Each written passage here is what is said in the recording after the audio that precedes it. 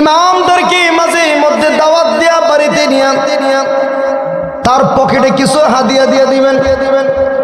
আপনি তো ইমামকে 7,000 টাকা বেতন দিলেন, এই 7,000 টাকা দিয়ে তার সংসার চালাতে হয়, তার বিবি সাহেবকে কাপড় কিনা দিতে হয়, এই 7,000 টাকা দিয়ে তার 2টা সন্তান আছে, 3টা সন্তানকে লেখাপড়া করাতে হয়, এই 7,000 টাকা দিয়ে তার মা বাবাকে লালন পালন করতে হয়, তার মা বাবার দেখাশোনা করতে হয়।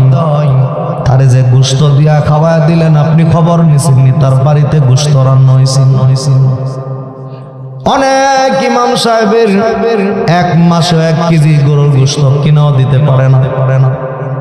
খালেজ ভাবে এলাকার মানুষদেরকে মানুষ বানাবার জন্য ইমামতির দায়িত্ব নিছি। একজন রিক্সা চালক দৈনন্দিন রিক্সা চালায়া 1500, 1000, 2000 টাকা ইনকাম করে প্রতি মাসে 30,000 টাকা দাঁড়ায় যায়। অথচ একজন ইমাম 5 থেকে 7,000, 8,000 টাকা বেতন, দৈনন্দিন হাজিরা পরে 100-150 টাকা এমন।